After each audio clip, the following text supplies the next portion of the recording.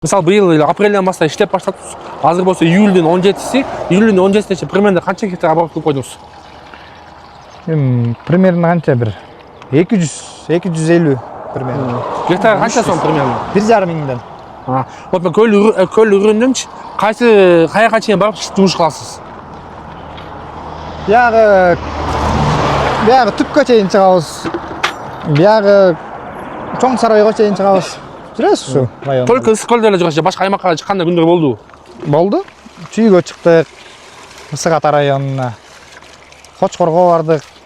Арасына жеткен жокпуз. В основном кандай культура колдонот экенсиз?